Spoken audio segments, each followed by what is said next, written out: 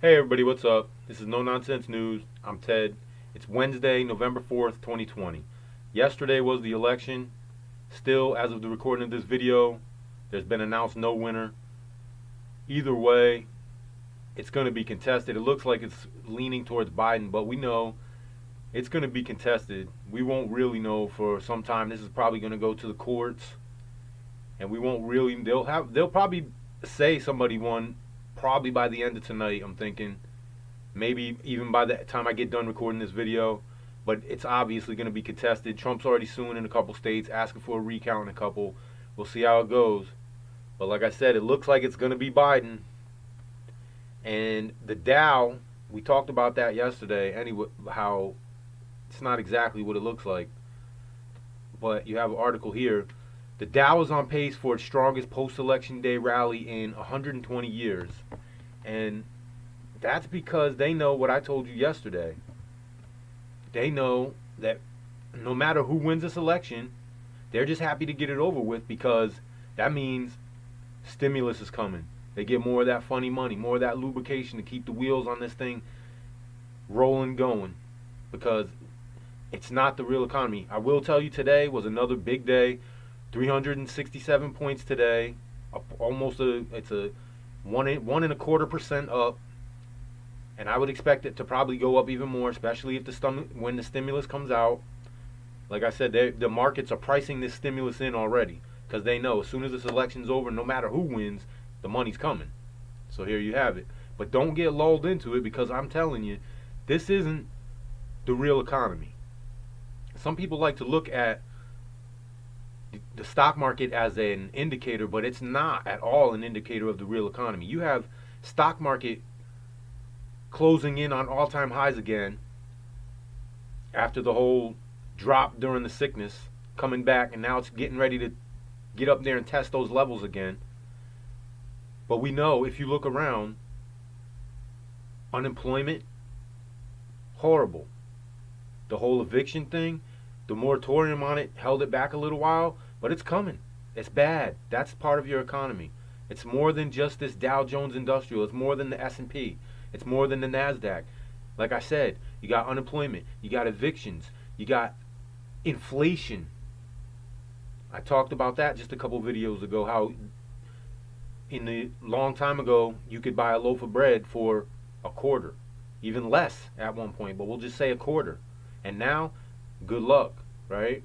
So inflation, stimulus. If the economy is so good, why is everybody dying to get their hands on more stimulus, more of that funny money? What, in a great economy, you don't need to give money out for free, right? And I just spoke to you last night how banks are doing. Banks aren't looking good.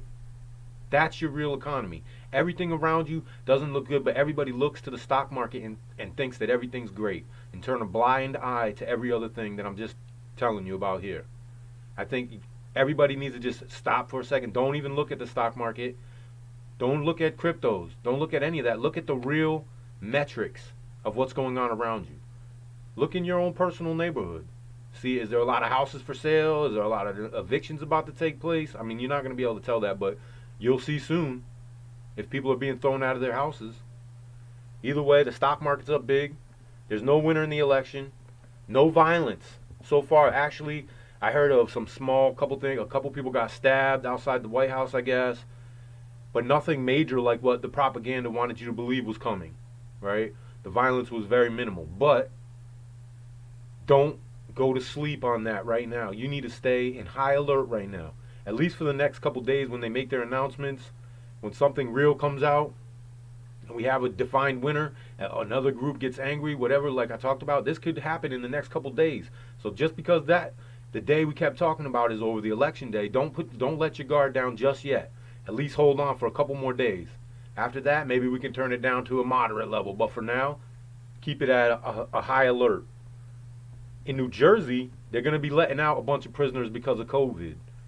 Okay? It's not even that their sentences are over. And the reason I'm bringing this up is because that's Democratic.